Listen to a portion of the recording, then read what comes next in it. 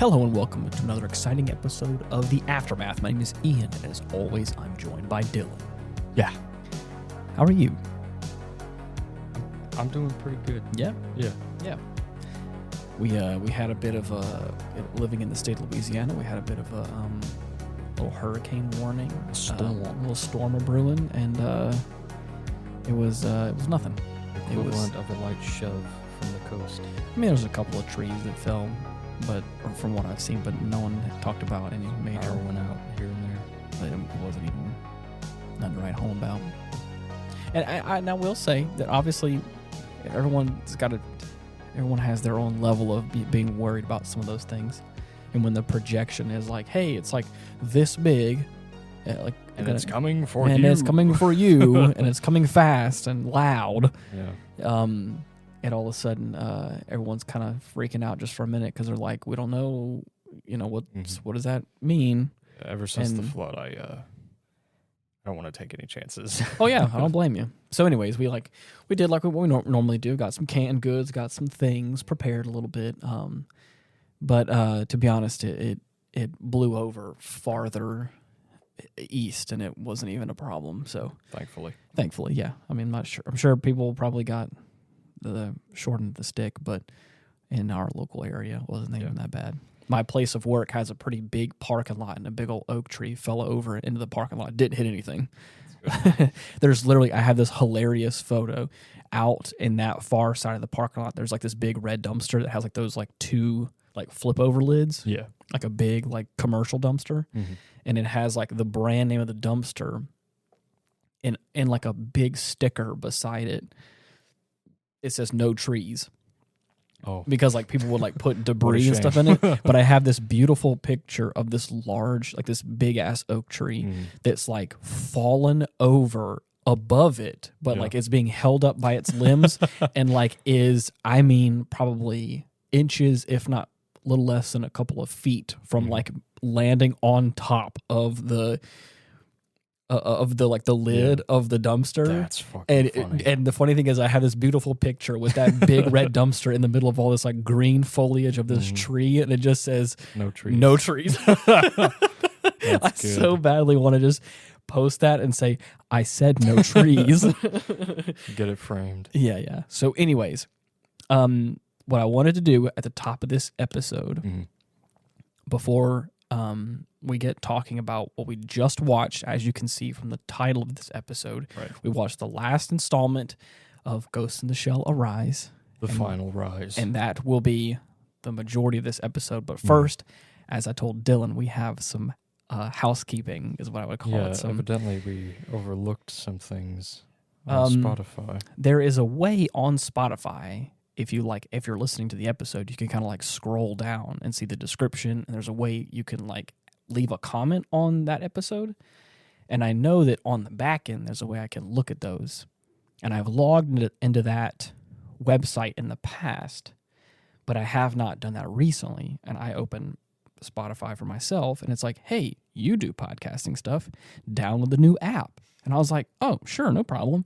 Right. I did that, and come to find out there is a couple of comments on there that I wanted to address here, as well as actually comment on them in the comment section proper. One of them in particular needs Dylan's insights, and I'm actually going to type a response to this person and tell them to refer back to this episode for the answer to their question. So I want to get all that out the way at the top here, and then we'll get into the meat of the episode. Yeah. So stay tuned for the fourth installment of Ghost in the Shell Arise if you're interested. If you're just here for the comments, that's all good. Also understand. Right. The first thing I'll talk about is the previous week's episode. Toasty in YouTube said, can't wait for the Dunecast and the Godzilla -1. Maybe someday Ethan will return home from the store with the milk he promised. And that got me. I love your comments, dude. You always make me laugh, and I feel like every time I get the notification that you posted a comment, I'm always excited to hear what you have to say because it makes me laugh without a doubt. We're saving Godzilla -1 for whenever Ethan is free. He will come home with the milk eventually. I promise he will. Right. He's good on it. I promise.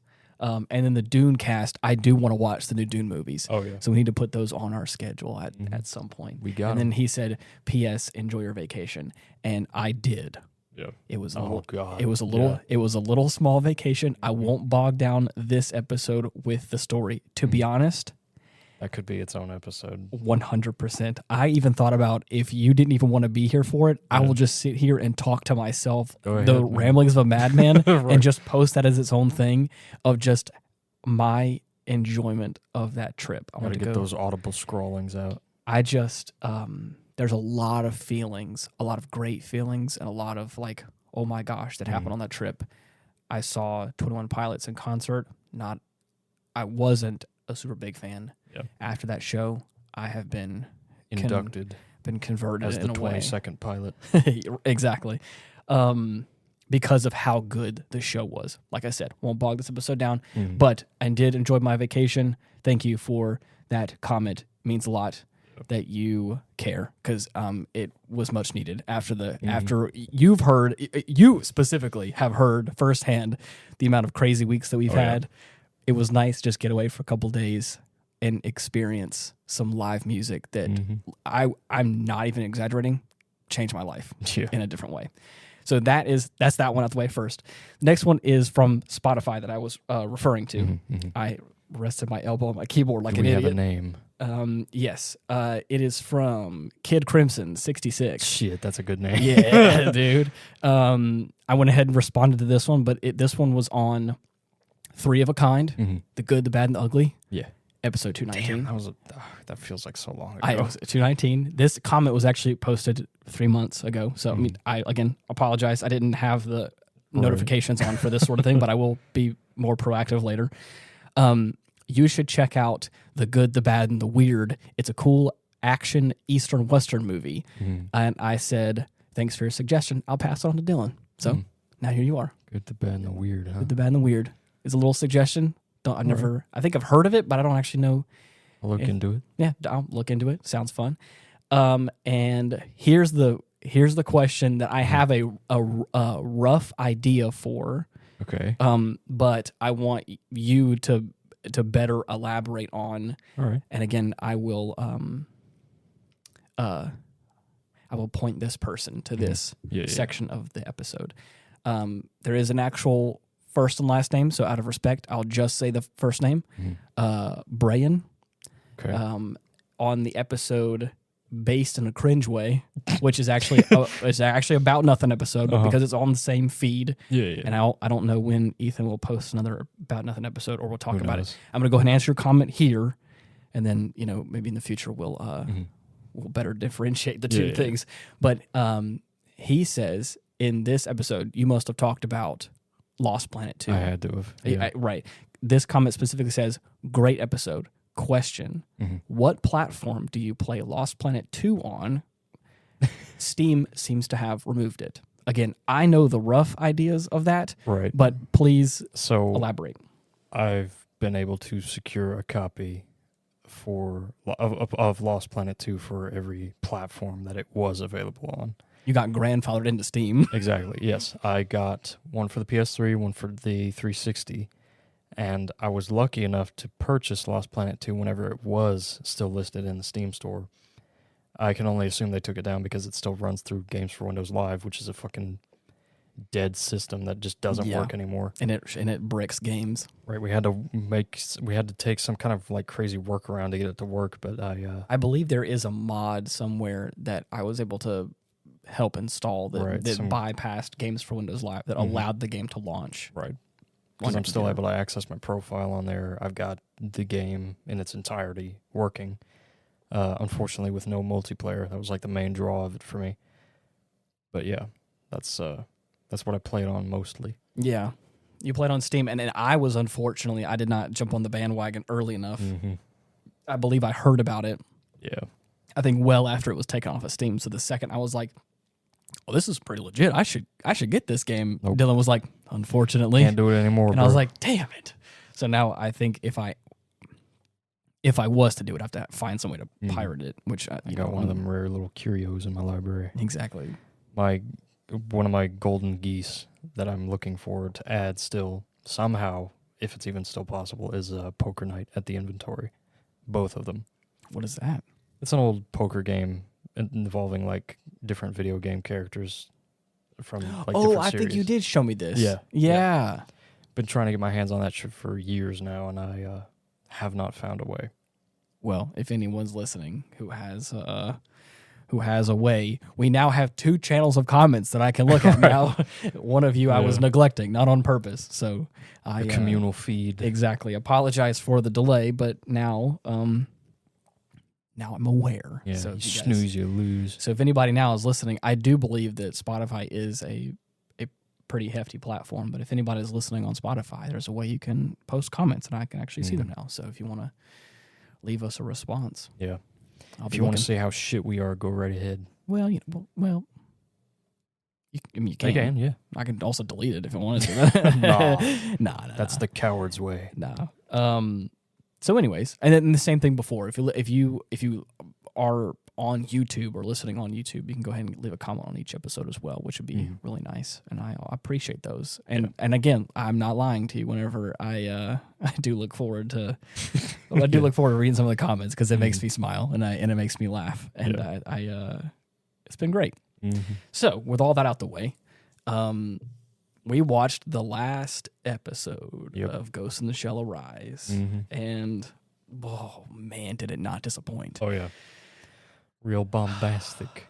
I mean, one thing that I have said, I think pretty consistently throughout this series is the action looks beautiful throughout the whole show, and for the finale, the top of this episode does not disappoint. Oh, yeah. I mean, there's some great shots. There's the iconic jumping off the building with the thermoptic camera. The cloaking scene that like every Ghost in the Shell has. A little nod to that, which is super cool. Yeah.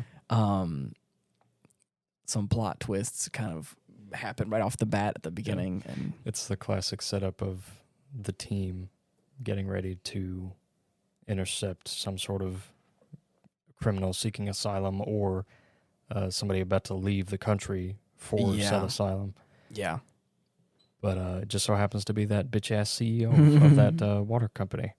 Yeah. Who has evidently started up a deal with one of the conglomerates in Japan to secure routes of water as far as like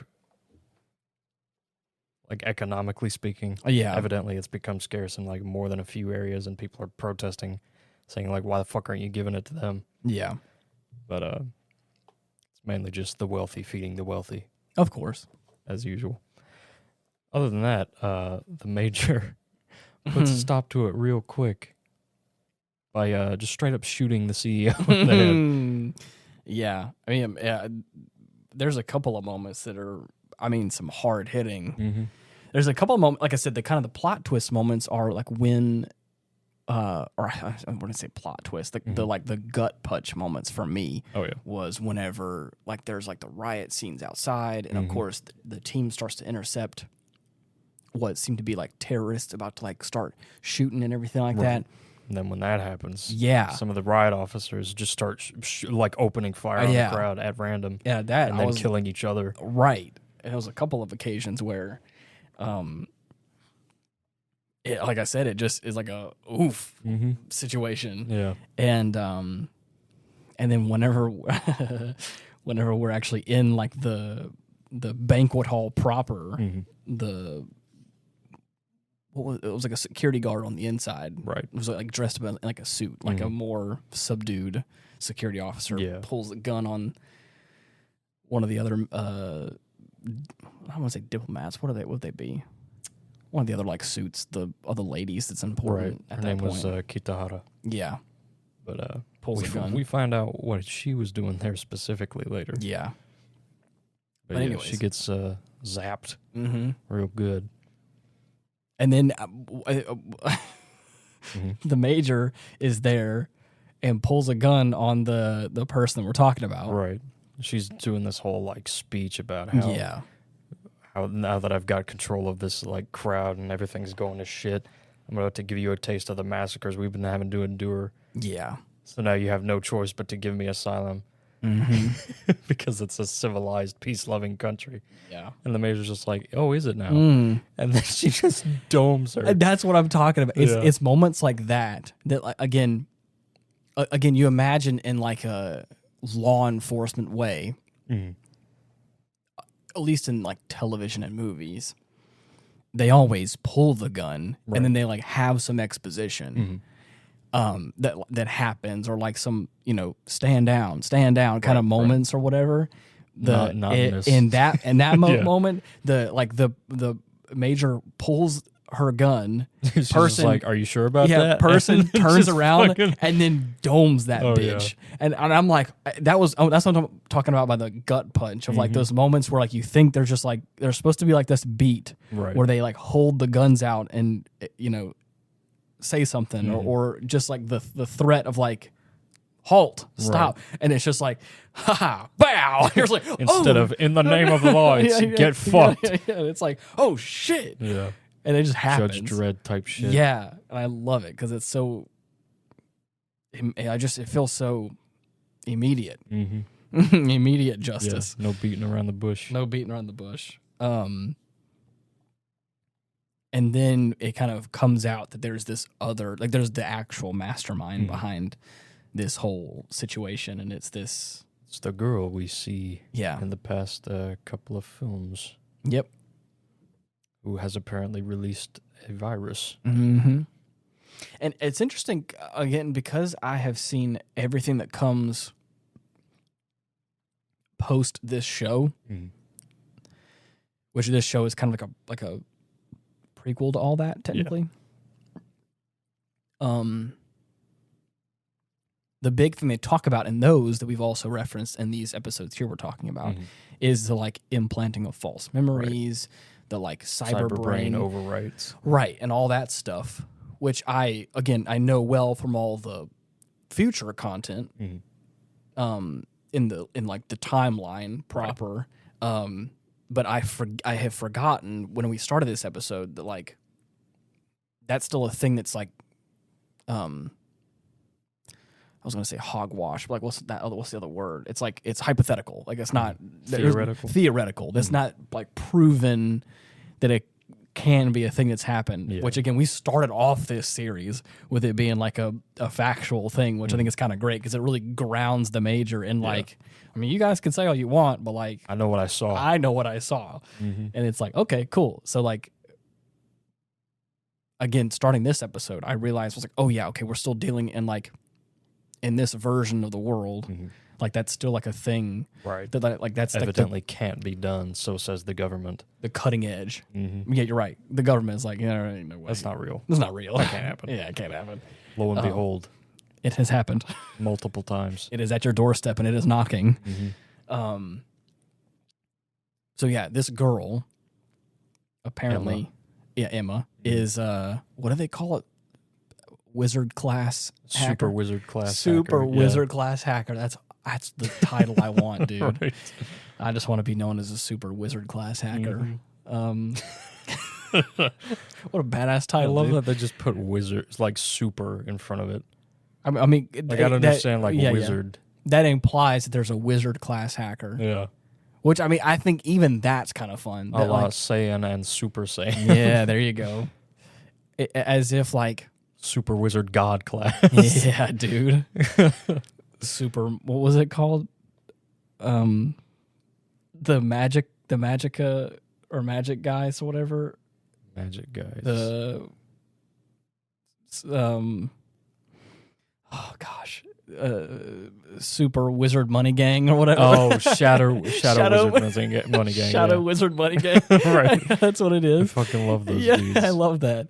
The last time we went to the Renaissance Festival, we saw them. Oh my god. Oh shit, you're right. That was so They cool. were there. The chains and everything. And I was like, hell yeah, dude. It was amazing. It was great. It was like meeting royalty. Yeah, it was. Anyways, as I was saying, I love the fact that like we're dealing with like future technology enough where like even they're like What the fuck is happening? There's a wizard class hacker. Yeah. Because like at that point, it's like you're doing magic, is what it feels like. And so to imply that there's a because there's a super wizard class hacker, to imply there's a normal wizard class means like even there in their time, in that time frame in the future, they're like not even the pinnacle. Hey, it's magic. Right. He's a wizard. I feel like they do that now. There was an old meme I saw once upon a time that was like a wizard in like a blue robe and a hat, like with like a wand, like holding his hands up, like casting a spell on something. Yeah. And it was like a bunch of people surrounded going like, "Oh my god." And it was like me when my mom, or it's like when my, oh shit, how did it go? It was me when she yeah. When your girl went right. It's basically like when my mom requires me to fix the router and I just reboot it. It's like a wizard casting a spell on something. Right. That's what it feels like. I gotcha.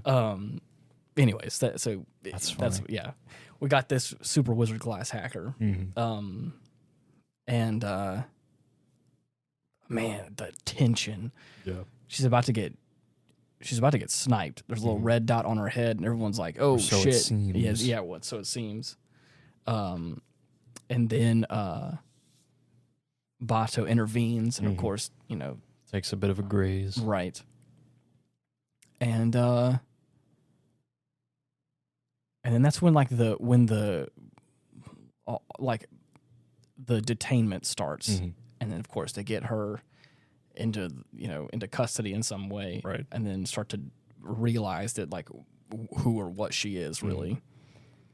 Initially, they are able to make contact with her alone. Yeah.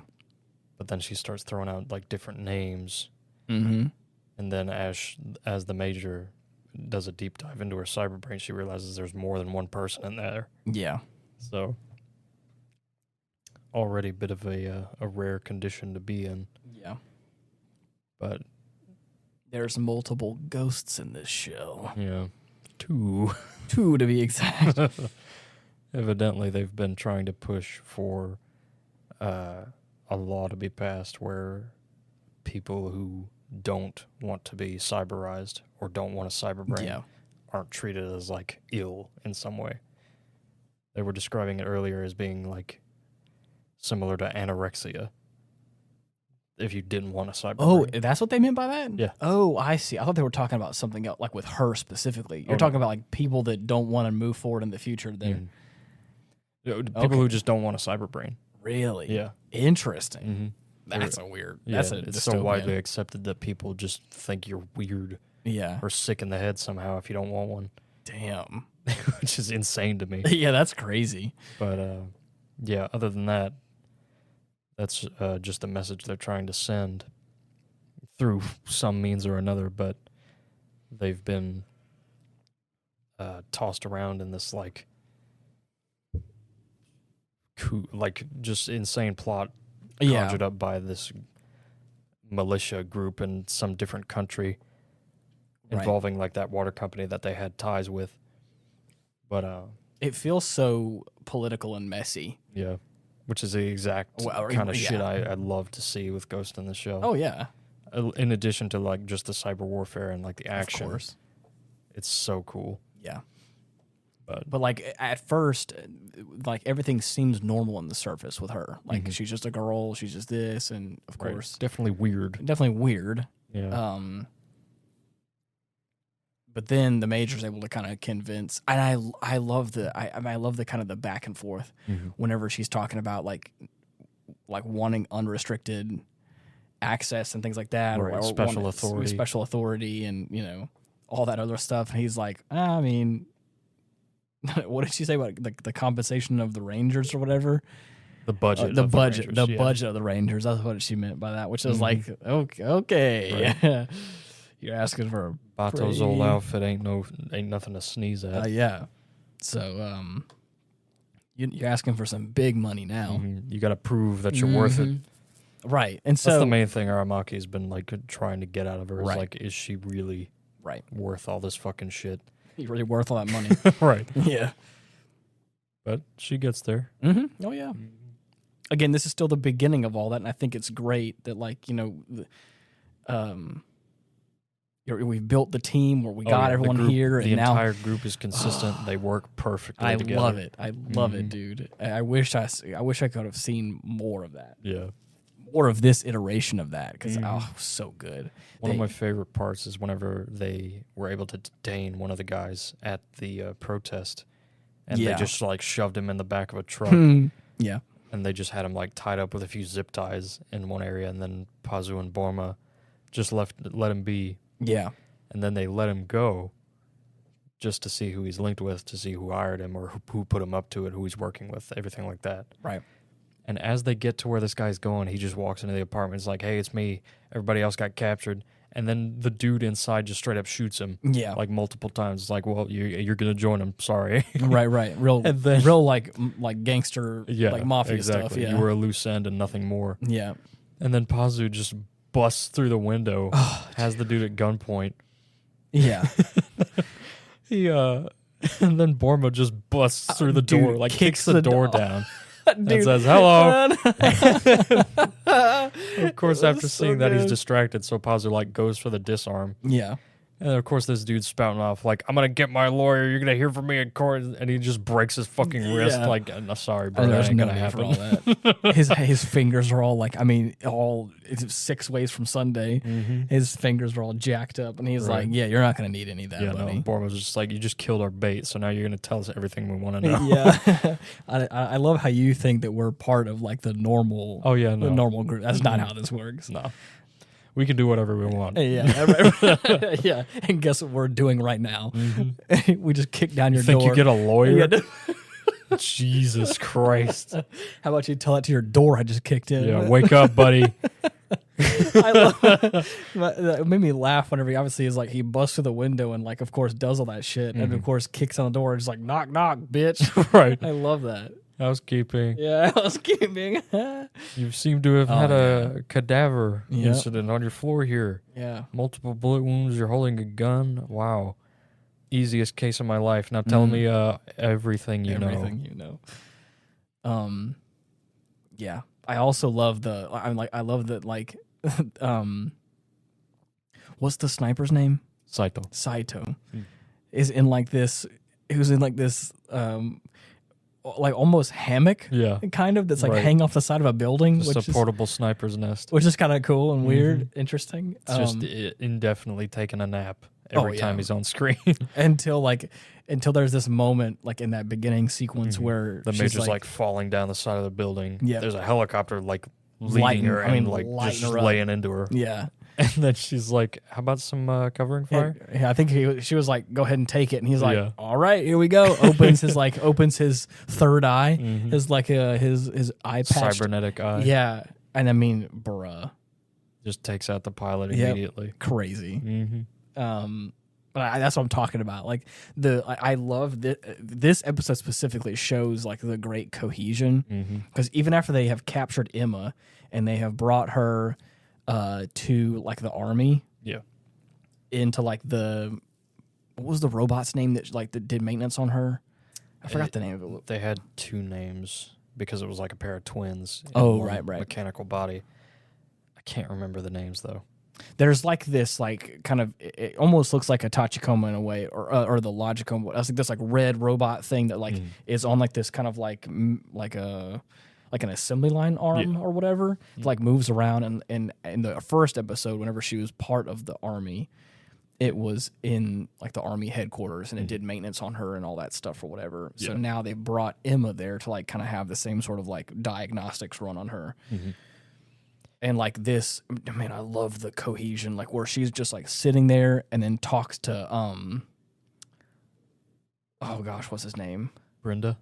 No. You talking about the other guy in he's always like the hacker guy. Ishikawa. Ishikawa. She like is just like talking like, again, I love the seamless like literally the screen splits and it's like him over there and he's already like, as if he's listening into the conversation. He's already answering the question before like she even asks it or whatever. I'm telling you, man, dude, they cannot be stopped. And I love the that. Perfect cyber warfare group. It's so great that like it's almost like he was just at the ready and like starts kind of like answering questions always. about like, even if he's not on the job, he's probably just surfing the net. Right. Getting whatever kind of bits of info he can on whatever they may need. Yeah, and then she gives him like some sort of order, like just like look up whatever. And he's like, cool, got it. Mm-hmm. And then goes about his business. Yeah. But then poor Togusa gets his cyberbrain hacked. Yeah. The major like gives him some orders, tells her to like escort her out or something. Yeah. And he's like, oh, okay, yeah, sure. And he's like, oh, wait, I got a call from my dad. His dad's fucking dead. Yeah. So immediately they know that They're something's like, off. hey, buddy. He pulls out his mataba and holds it up to his ear like it's a fucking phone. Yeah. And fires it at the like the fire extinguisher and all that. And that's when they make an impromptu escape. Yeah. Not before going, hey, buddy, hey. Right. Hey. and then the major's like, Bato, restrain him. Yeah. And it's like, oh, man. Mm-hmm. And then this one fucking dude just busts into the room with two like baseball bats? Clubs. Yeah, I don't know what the hell that was about. The weirdest weapon I could think to use, unless it's like super heavy and he's only able to use it because he's a cyborg. Yeah, I don't know. Which would be my guess because this thing is like destroying walls. Yeah. And shit. Breaks the major's arm. Yeah, I forgot about that. Yeah. So they make it out of there just barely with Togusa as a hostage. Yeah. And he's basically just been made to be their getaway driver while he's in like this cyber maze that he can't get out of. He's in a kind of limbo state. Right. Mentally. Where like his body's being controlled by this hacker person. Yeah. He's able to talk to them while he's in there at the very least. Not that they're very helpful in terms of conversation. Of course. It's mainly just kind of cryptic or vague. Yeah. And we at this point we kind of get the like the understanding of what's happening here. Like there is the other personality or the other ghost in this body is a man. Mm-hmm. And Brenda Jr. Yeah. And he is did we get any kind of like relation as to what, or is he just a friend of hers? Was he like related to her? They describe it as a possible connection between them being that they were both used for certain cyber warfare operations. Interesting. Because of how good they were at it, even though they were forced to get cyberbrains. But at some point or another, they found each other on the net and then started working together towards a shared goal. Yeah. Which basically amounted to not wanting to be like cyberized in any way, shape, or form. So they just disseminate themselves either across the net or delete themselves entirely. Right. Are two possible options. Right. Yeah. So more so just sending a message as opposed to anything really like, I don't know. Yeah. And then we kind of get this interesting like reference to The Wizard of Oz where they refer to, I think, like her body, her physical body, as, or I guess her ghost as like the Tin Man. Right. Or the Tin Girl is what they kind of, or at least the major calls her as. Yeah. And then he's known as the Scarecrow. Mm-hmm. And then what was he saying about, like, he's saying I'm losing my, was it my soul or something? And it kind of it tied in with the Wizard of Oz, how like the Tin Man required a heart. So like she was saying like I'm losing my heart or whatever. Anyways, it was interesting, and so to see like a representation of like him as the Scarecrow and her as the, you know, yeah, I guess referencing the fact that she's like a like an android or whatever as well. So it's a cool little motif that they used. Yeah. Real sad case. Yeah. Mm-hmm. I can only imagine what it was like to be forced to undergo any kind of like cyberbrain surgery. And then I believe that like this is where I was having a hard time like wrapping my head around like logistically what was happening. So was her like because they were captured and like some things were going on, was she fading away? Like she kept like, or he kept like apologizing to her, and she's like, "That's okay, I want this to happen." And I thought that was like in reference to like them like being physically captured or physically hurt or whatever. Right. And then I know whenever like towards the end, whenever Togusa kind of gets like let go, and then she gets like blasted, like domed by that sniper. It was at that point that they both started to like delete themselves for all intents and purposes. I see. Okay. Yeah. Because there was a moment where like he was carrying her as if she had already like gone on or was dead, Right. and like she the Major wanted was able to infiltrate their Cyberbrain. Okay, And get like a visual representation of what was happening. got it. And I like she wanted to go to the sea. She wanted to go to the ocean, and like he was trying to kind of bring her there. Surf the web, if you would. Yeah. At least that's a possibility they allude to. Right. I don't know for sure if that's what they did.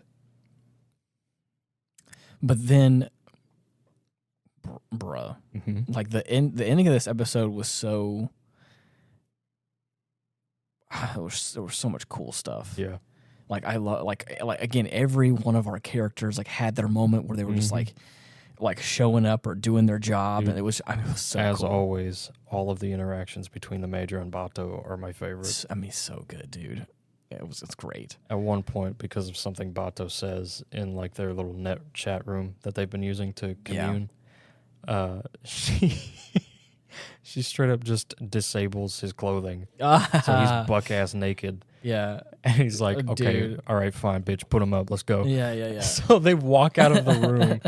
Bato like turns around, throws a punch, and then immediately gets floored by the Major, clocked right in the jaw. Yeah, it's crazy. It's hilarious. They also make a cool like Easter egg, a little reference where Bato is saying like, "Would it be nice if we could like ride in you guys?" Like, oh yeah, for the Logicoma. Right. And it's like I just think it's really cool that like now we get more than one Logicoma on screen. Yeah, super cool. The huge robot afterwards. Oh yeah, after Emma and Brenda are sniped, they upload themselves into this like prototype tank. Crazy. And then slowly start making their way towards the sea. After which they pull out all the stops. Oh my gosh, dude. To try to put a stop to this thing. Yeah. I'm talking like the goo guns. Yeah, the goo guns, right, dude. The Logicoma pull out snow speeder maneuver. Yeah, like they're trying to take the AT-AT down. That's her. Man, that one that got shot just gets blasted away. Right, just falls into the water. Bruh. Yeah. Towards the dude, I missed this, but towards the beginning of the episode in that first fight sequence, like we're talking about, one of the most comedic moments is when the Logicoma like rounds the corner and after shows coming down up from that building, after saving the Major, right, and the Major comes tumbling off screen, like the screen's locked on one shot. Logicoma shows up and the Major like flies off screen. You're like, was that the Major? It's like, damn. Yeah. I love that. It apologizes, saying that there was an accident. I didn't mean to. And she's like, get some fucking handrails. Damn. Help me out here. Yeah. So funny. Yeah. But then like flash forward back to the ending. This big robot's being taken out from all sides. Oh yeah. A leg gets blown off. Saito after blows the camera. Like just throws some sort of sticky bomb on it. Yeah. Not the yield I was expecting from that little bomb. Yeah. Blows off an entire leg. Right. And then, like you were saying, Saito takes out the camera unit by a well-placed sniper shot. Right at the top. This thing's like moving along, and I'm like, oh my gosh, this is gonna be so terrifying. And Saito's just wow, just blows the eye unit off. It's like hell yeah, okay, immediately crippled. Right. So yeah, it's really interesting. Yeah. I mean, I love the action. The explosions, the sound, all of it is so good. There's this cool sequence in that middle part where they're fighting the guy with the clubs, like we're talking about. Yeah. Where like, I don't know why they did this except for just to look cool, but like Bato has his gun that's loaded, and then like he throws it over to the Major, and the Major just like throws her gun with a magazine to him, and he loads it for her while she blasts one of the guys, and then he already like turns over and blasts the other guy. Somehow that was quicker. Yeah, I want to say that the reasoning they were doing is that the person that was closer to the person that was heading towards the Major was closer, so she threw her gun to him. Which was already loaded.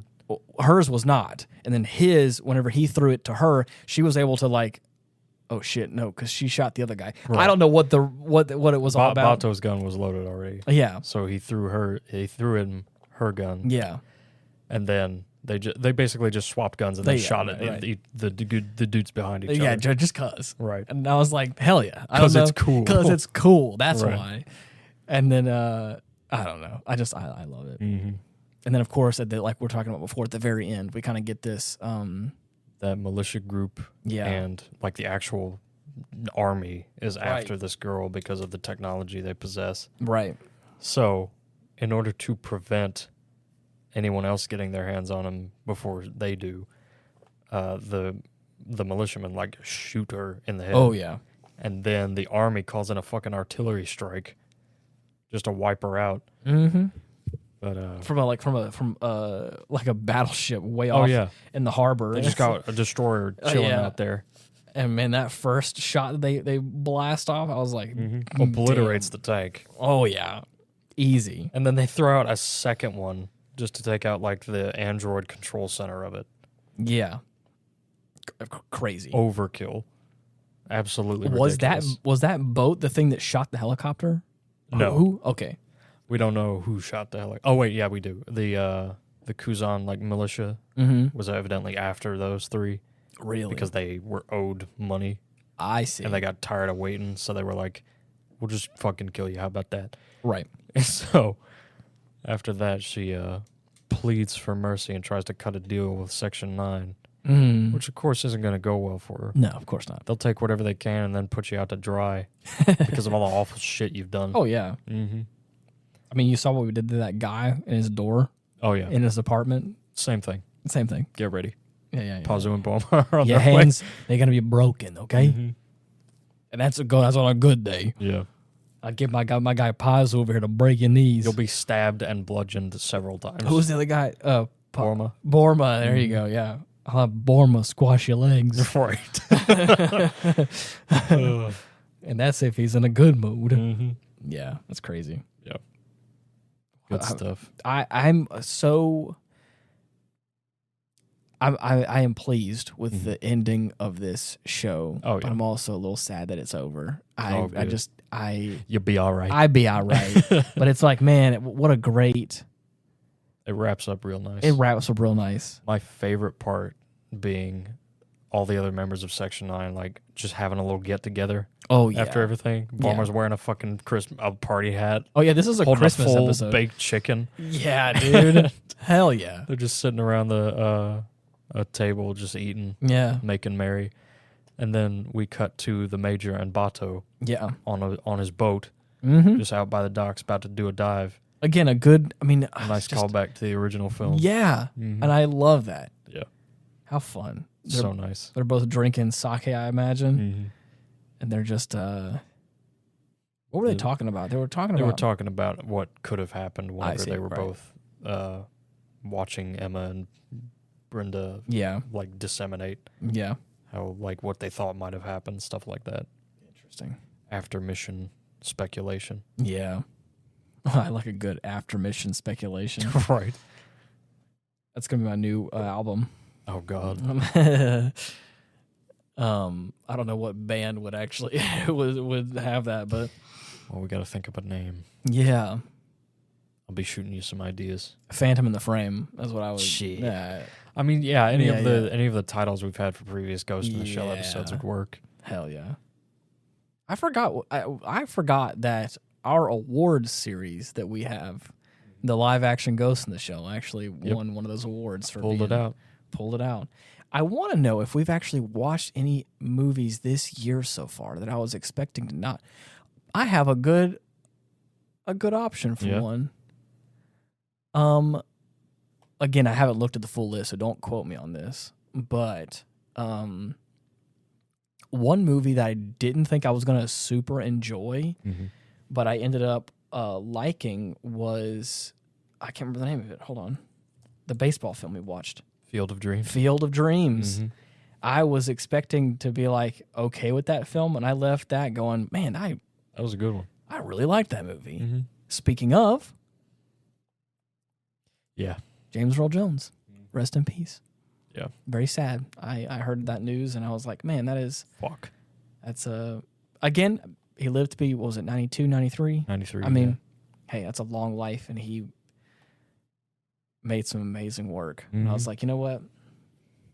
Rest in peace, bud. Yeah. One of the greatest voices. I mean, gone. Yep. And specifically in that film too, which again was a couple of weeks ago. I loved seeing him in that movie. I loved his character in that movie. It was so... It was good. It was great. I enjoyed that movie a lot. So maybe that has a... It's a contender. It's a contender for, again, because that, again, for anybody who may be new to this podcast, every year at the top of the year... We got the Hyansies. Yeah, we got the Hyans Awards, where we look at the previous list of movies, and the criteria for what gets the award is a movie that we either... expected to be bad, or we didn't expect we were going to enjoy, or we didn't like, or whatever. Or just we super liked across the board. Yeah, or super liked across the board. Again, but usually a lot of times it's like the ones that we didn't have high hopes for or high expectations that then exceeded our expectations. And we're like, wow, that was actually a really great film. Yeah. And I really enjoyed it. It is deserving of the reward. Exactly. And this all stemmed from a movie called... Horse Sense, which is what started. We watched that movie once upon a time, which, to be honest, looking back on it, shameful for how short the episode is and how much we enjoyed that movie. We should watch it again, I think, to re-up on the feeling that film gave us. I'd be down. But we thought wholeheartedly this is a Disney Channel original movie. Right. We Quality is going to be... We thought that was going to be lackluster, and we left that movie all going... That was fucking fantastic. It was a fantastic film. Yeah. Great storytelling, great conclusion, and here we are. And then, of course, we decided to create a whole award program around it. Exactly. Hey, which I think it has gone on strong so far. So, but yeah, there may be some more films that we've watched. But I think that there are, who knows? There may be some other movies out there that we haven't watched that... Only a little over halfway through the year. Yeah, coming up on the tail end of it. Ain't that fucked? God. Don't remind me of that. Dude, time and all that bullshit, I'm sick of it. It is fleeting. Yeah. I had, quite frankly, one of the, I don't know how to describe this. It felt like a scene out of a movie. Yeah. And I laughed, and I was also like, how sweet. I was talking with, I'm part of this production, like I've talked about before. Yeah. And I have a role to play. Right. And again, we're rehearsing, we're doing things, and so obviously we're trying to be professionals. And whenever action is called, we're all, doing our part and not lollygagging, and, and talking, because obviously we're trying to respect everyone's time here. And I was talking with one of my friends on set about that concert that I talked about. Yeah, a little bit, and I again very briefly said it was great. Wasn't expecting it. I again had my bar set at a medium to high range. Superseded it by so much. It was ass concert. I'm 100%. That gets the Hans Award from me. Right. A little honorable mention. And I was talking to this person about that, and as we were, and it was very briefly, and they were like, "Wow, I want to hear more about this." And I was like, "Right, I want to tell you more about this." And then we proceeded on with our scene. We did all our stuff, and then by the time all of it was over, I was like, I was like, and at some point, I need to tell you about my life-changing experience at this concert that I had. And then she looks over and says, "And I want to hear about it, but our time is so fleeting." Obviously she's being dramatic, but was also meaning the fact that we only have such a brief amount of time. We only have so much time in these rehearsals and in these moments or whatever. Yeah. And as again, it really didn't mean anything in the moment, but after the fact, I remember leaving and sitting in my car and was like, what the fuck? What a whimsical ass thing to say. Right. I was like, but it was so true. And I think that's why I thought it was sweet, because I was like, she's not wrong. Yeah, we don't have very much time. It is very fleeting. But I was like, but how I was like, what? I mean, isn't that so true about life, though? I mean, yeah. Life is so fleeting. Our time here is so fleeting. Even though you listen to us ramble for about an hour every week, isn't our time so fleeting? I wish that we could talk with you more. Yeah, shit's ass. Shit's ass. Not shit's, comma, ass. Right. Shit's ass, period. Shit his ass. Yeah. he shit his ass. No. Sorry, shit his ass. Is that what Borma did to that guy? Yeah. when he kicked down the door? Are you kidding me? Of course he did. Yeah. Oh, man, that's so funny. Right.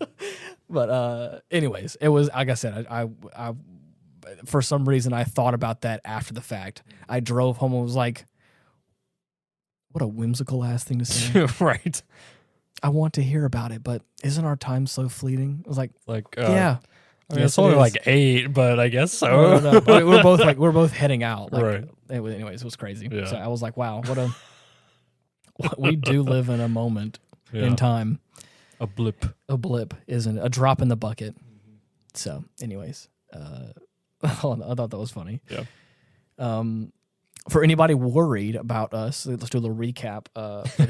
For those worrying about should you so choose to care. Yeah. Mistake. There hasn't been any more coyotes. Mm-hmm. No coyotes no attack. more yotes. Yeah, I think I scared them off last time. You know. Right. This is my porch. Yeah. So I think I don't know, either that or I guess the possum may have gone into the woods and he got his snack. Or it was our cat, clearly. Maybe. That motherfucker ain't nothing to shit around. I mean, hey, maybe it is. You're right. That guy. Too tough. Yeah. So yeah. Anyways, no, I haven't been mauled by any coyotes, so we're all still good. So you know what this means, Ian? What's that? You have now watched every animated iteration of Ghost in the Shell. Really? Mm-hmm. I didn't know that. Yeah. With that in mind, didn't they have multiple like movies? Or was it just the first original movie? They had the first and the second. Okay. Then they had Standalone Complex. Right. Now we got Arise. It has been so long. I think I've watched the first Ghost in the Shell maybe 2 or even maybe 3 times. But I don't think I've seen the second one multiple times. Right. We only ever watched that one once. Right. I'm having a hard time remembering what the plot of that one is. But I know if I was to watch it again, I'd go like, oh, yeah, I remember this. There's also the CG one. Oh, yeah, the CG one. That we haven't tackled yet. I'm so glad there's more. Was that? I was worried for a second. Was that highly praed, or was it? I didn't hear anything bad about it. Okay, not bad. Hey, no news is good news, I guess. Right. Yeah. Especially in this day and age where everyone's willing to jump on a soapbox and say, "There's a shit." Right. Nah, it's worth a shot. Yeah. I watched the first few episodes. I got a decent way through it, but I never finished it. Interesting. Mm-hmm. Okay. So we'll definitely tackle that at some point. Yeah. We finished watching. I think we said this on the last episode. We finished watching The Big O, and trying to think about what our next show is going to be to watch. Oh. Well, see, it would have been Double Zeta. Yeah, but extenuating circumstances would have it otherwise. Yeah. So now I've got to get it the normal way. Yeah, through DVD/Blu-ray. Yeah. The service that he was using to stream it is completely no longer legal, by the way. Yeah, is no longer a thing. So sad. Right. Profound, even. Profound sadness. Yeah. Big sag. Alexa, play Despacito. Yeah. So, in my hunt for alternatives, I have yet to scrounge up anything useful. Yeah. So, I'll probably just bite the bullet and buy it like I had planned to anyway at one point or another. I mean, it's not like you were running out of space on your shelf or anything, or you don't have an expanding collection of all the greatest cinema and animation. There's nothing on there. Yeah, I need more. I want you to feel the thick level of sarcasm I'm putting on all this. He has a very great collection of film and animation, layered like an onion. Yes, there's multiple layers of this sarcasm. And behind every good sarcastic remark, there's always a little grain of truth. There's always a little kernel of truth in there. You just got to get there. Right. I have too many movies and shows I wouldn't even say And two. I will add more. I have too many, and it is not enough. Right. The lexicon, the codex has grown. Filled to bursting. Yeah. I actually like I feel I remember whenever that gray shelving thing. Yeah. I forgot when. Fucking love that thing. I know, dude. I loved it too whenever so I had good. it. It has served me well, and I'm so glad that it is serving you well. Mm-hmm. It's like this big like shelving unit that I used to have that like my parents I think got at some like state auction or whatever. I don't even know where. It's like this big like wooden like sturdy solidly made like I guess you can call it, it's like wooden shelves, and it like kind of like it's made into like blocks almost like big like It could rectangular. be its own entertainment center. Well, and I It used used to as- be larger.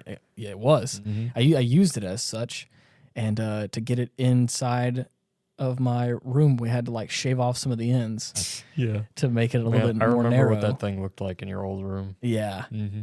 and I painted it like a nice charcoal gray, Yeah. and that was, bruh, I can't even. Well over a decade ago, which is crazy to think about. And Insane. the thing is, like the paint's chipping on it. So like in some places, because I don't think I put any kind of like sealer on it or anything like that. It's And an oldie but a goodie. yeah, it's got character, it's got age, and yeah. The reason why I was saying I kind of feel bad is because like you've really filled up with every game, Blu-ray, and DVD that you've probably owned is on there, and also like your collection of like books and things like that as well. It's a great bookshelf too. So like it has it all. you walk in there and you're like, man, this is a level like Got a tier. so much there's stuff. There's a tiered collection. Mm-hmm. Yeah. So anyways, I love it. Yeah. So Indeed. mm-hmm. I have a little bookshelf of my own I'm trying to fill out with stuff. And mine looks Get it going. Mine looks shabby in comparison. Dude, comparison is the theft of happiness. Oh, Shut I the know, fuck I up. know. I'm not. I'm again. I'm being. It's a total joke. Right. I have I'm here, Jape. As I've talked about in the previous episode, I believe as well. I got my collection of Tolkien books I got going on. I've got a couple of like special religious texts that were gifted to me. Tomes that I have that are there. I have the entirety of Dune. Get the entirety of Dunes on there. I have this big, I got it from Barnes & Noble. If anybody's ever been there, there's like this big version of the Holy Bible. Oh, yeah. It's like gaudy and it's big and it's like, it's in I don't even read, like I don't read the King James Version because I don't like it that much. Mainly for decoration. It's exactly what it is. It's this big Holy Bible with all this like gold filigree on it. Yeah. It's a King James Version. Real panache. It's got the gold edges on all the pages and it's just, I mean, it's a huge, Beautiful. A tome is all I can say it is. So I keep it on the shelf. The sacred text. The sacred text. And I have it next to this really awesome art piece that I was gifted, and it was like it's hand painted from this guy in Israel who hand paints this stuff on wood, and it's all commissioned by the Vatican and stuff. Anyways, it's just this cool. I mean, and it's a picture of the Last Supper, so it's just. I mean, it's just a shrine. I mean, like it's just. So I got these like levels of all my little collections and stuff like that. I also have a little plush guy. It was a little barista, a little memento, and I have it next to my birds. I have it's the Plague Doctor. Plague Doctor guy, Yeah. and I have it next to my old apron whenever back in my barista days. This is a little The dark memento, age. my memento mori. A time long past. Yeah. I served my 4 years, and that's my little Right, section your up dress there. blues. Yeah. Oh man. Yeah. So, anyways, it's some cool stuff. So, I'm working on a little collection. I got my stuff. Dude, as I said before, there's like these really awesome like hardback books of like the history of Middle Earth, and they come in like these like sets of I think 3 or 4 each. They're like $100 and some bucks. But they're it's like 3 or 4 hardback books in the collection, and there's like 3 or 4 of Real them. nice. And I want to start saving up some money for them and adding those to that collection because they also have that like beautiful like artwork that I can't remember who illustrates. It's Alan Lee or it may not be him, or it's one of them that like does all the illustrations and stuff for some of those books. Beautiful. And I just want those on my shelf so bad. Be perfect. Exactly. So, I've also thought about. I've been considering getting a version or a collection of like H.P. Lovecraft books. Yeah. Or if nothing else, the Call of Want to Cthulhu. get to the knowledge of the deep. I mean, just a little bit. I think it'd be kind of. I've also seen forbidden lore. I've seen some pretty cool collector's versions or cool special editions of like at least the Call of Cthulhu or like all of H.P. Lovecraft. You actually have one of those, don't you? I do. You have the same kind of version of that Bible I was talking about. The anthology. Kind of, the special like hardback, cool art piece on it. Oh yeah, and super nice. I was thinking about getting something like that, or at least one of them, one of those stories to have, because I think it'd be cool to read it. Like I said, I'm trying to read some more. Yeah, trying to get some physical copies of some books. I'm sure I've mentioned it before, but I do own the entirety of the Ghost in the Shell manga as well. Really? But it's the initial release, like individual volumes. Oh my gosh. Not soon after I had acquired all of them, they released a full compendium hardback cover, and I'm like, fucking hell. Really? I mean, hey, but do they sell the individuals anymore? They do. Okay. I don't know if there's going to be any sort of like price difference, if they're going to like go up at all. I don't figure, depending on like if the compilation has like everything in there, which I'm sure it does. But I've really been thinking about just getting it to have it, and then either selling my paperback copies or just giving them away. Interesting. Yeah. Okay. So yeah, that was a nice kick in the dick. Anyway. Yeah. Yeah. There's some other. Again, I haven't read Dune, but I'm really considering that may be one of the next one. That's the next. Maybe not the whole series, but the next like book or two I'm gonna probably read after that. Cool. The only thing is that I also have Baron and Luthien, which is a Tolkien book that I got, and I got it this past Christmas, 23, and I've been waiting to finish Children of Hurin to read that one, and I haven't done that yet, so I need to. Better get on it. But considering that, so it just depends. I may hold off on Baron and Luthien and read the first Dune. So maybe my next forte in that one. Not a bad idea. Yeah.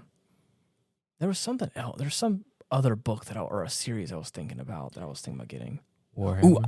No, not Warhammer. They've got some good novels. I've heard they do, but I'm scared that if I fall in that rabbit hole, I'm gonna be. I'm gonna sink real far, real fast. I also got a really cool like hardback, like triple book collection of like the Dungeons and Dragons, like Monster Manual, Dungeon Master's Guide, and Player's Handbook that all came in this cool set that's on that bookshelf as well. I'm really proud of. That was really cool. Many memories. Oh, I know what it was. Is I have small like pocket versions of The Hobbit, Lord of the Rings series, the trilogy. Right. Is it those little small like leatherback? Yeah, those little small leatherback ones that I like. But I have like this really cool artistic illustrated book of The Hobbit. Yeah. But I was thinking about getting like a more like a regular version of the like Lord of the Rings trilogy instead of them being like little small books, like having like another like iteration to my collection of having like more regular sized books. But who knows? I may just go all out and get the freaking huge hardback compendium, Bible version that has all three of them in it. Yeah. Who knows? We shall see. I don't know. I like the small ones because you can travel with them really well. Yeah. Easy to go read about wherever you like. Right. So yeah. Anyways, that does it for this episode. I think that'll be a nice wrap up. I really enjoyed this, and I'm excited to see what comes next. To be honest, I really am considering, if we could, the new Dune movies. Especially because I really am almost done with that book, The Children of Hurin. And then once I'm done with that, I'm probably going to start reading like casually reading the first Dune book. Do you want to read the book first and then watch it? Just to get that comparison in there? Not necessarily. because I've already watched like the 1980s film, and I think unless like they have a really crazy departure in the new remake, I'm not usually again. How do you phrase this and not be mean?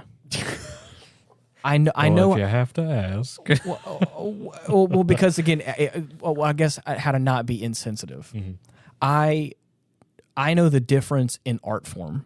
Yeah. I know I can pretty easily differentiate between like this is a movie. We've talked about this even. An adaptation of a book is never going to be like 1-to-1. Exactly, and so I have no hard feelings about watching a movie or a series first and then going to like the source material and reading it, because that's also how I learned about Lord of the Rings. Yeah. I watched the movies first, then I watched the extended edition of the movies first or second, like, after like an extended period of time. Yeah. And only then did I pick up the books and then realize that like these are all very different things, and they're and I understand that. Again, when I was younger, I may not have understood it very well, or I may have, But for me now, in this current time of my life, even like I was talking about with this very series of Ghosts in the Shell, this is its own mix of like pick your poison. Or this is its own iteration of its own thing, and it's all its own succinct universe or whatever. And I've gotten better with it. We even had I want to say years ago, we've had a conversation about Shadow of the Colossus and how like I was even frustrated that it didn't give me more, and I've gotten even better about that, where it's like let it be what it is, even though I'm sad that there's no expanded stuff for this version of Ghost in the Shell. It is what it is. It's succinct. It is, and that's what it is. Let it be what it is. Right. For Star Wars, for all that stuff as well. Like there's other games that take their own liberties. Or plethora. Now things that are no longer canon or whatever. It's like stuff is what it is. So again, to freaking shut up on this stupid tangent. What I'm saying is, I think even podcast over. Even if what I'm saying is, even if I was to watch the newest Dune movie and think of it in reference to this old 1980s version of the Dune movie, and then read the source text, right? I think I can still enjoy each independently for what they were. That's all I'm saying. And to be honest, it's probably going to take me far too long to read the first Dune, because I definitely read at a leisurely pace. I don't usually. I could be wrong. I could fall in love with the book and just really just blaze through it, which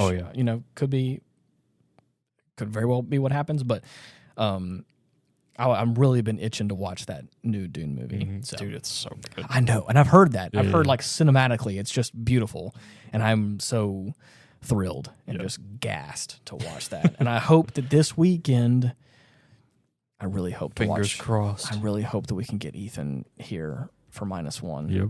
I so That'd badly be pretty want to watch that cool. movie. But anyways, if you guys have any other suggestions, like we said at the top of this episode, if you're still listening, hey, thank you. I appreciate it.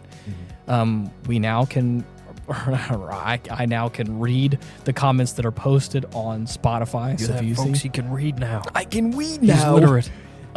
If you post a comment on Spotify and make a suggestion, or you have a comment on whatever, I can now actually read it and reply to it and all that. Put it in there. Or if you would prefer YouTube or want to listen on YouTube or want to comment there, we're also on there. Go in the search bar, type @Hindsight Studios. Please subscribe. Let us know what you think. Give us a like. Make it happen. What have you? What and what not. Etc. There's nothing else to say. Until next time. Until next time. Yeah, bye. Good night. Good luck and goodbye.